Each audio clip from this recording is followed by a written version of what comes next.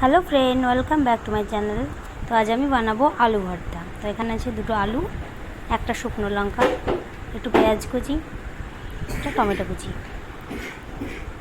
তো চলো, কড়াই আমার তেল দেওয়া আছে, এখানে দিলাম একটা শুকনো লঙ্কা। তোমরা যদি ঝাল বেশি খেতে চাও দুটো দিতে পারো, এবং আমরা কম খাই তাই একটাই দিয়েছি। তো শুকনো লঙ্কাটা কিছুক্ষণ আমি আগে ভেজে নেব। আগে একটু ভেজে নিলে, শুধু ভেজে নিলে একটু মুচমুচে হয়। তো আলুর সঙ্গে মাখার সময় লঙ্কাটা একদম মিশে যাবে, ওই জন্য আমি একটু আগেই ভেজে নিই। তো এবার আমি দিয়ে দিলাম পেঁয়াজ কুচি।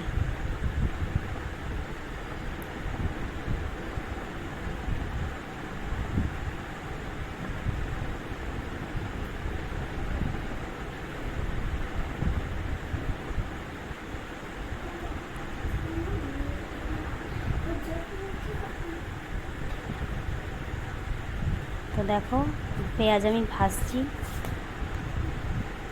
তো পেঁয়াজে আমি এখন একটু দিয়ে দেবো লবণ।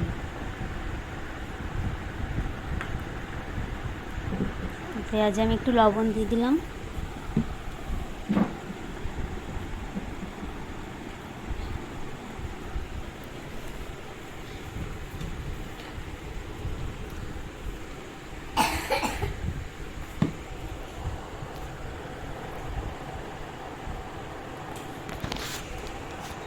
তো পেঁয়াজ আমার নরম হয়ে এসেছে, এবার আমি টমেটোটা দিয়ে দিলাম। টমেটোটাও আমি নরম করে ভেজে নেব।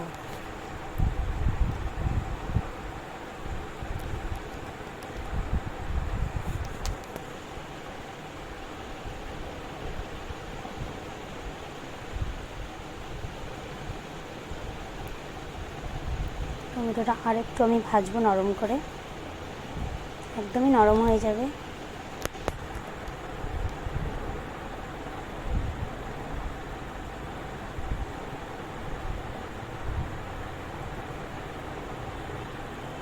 দেখতে পাচ্ছ আমার পেঁয়াজটা টমেটোটা নরম হয়ে গেছে একদম। তো এবার আমি এটা নামিয়ে নেব।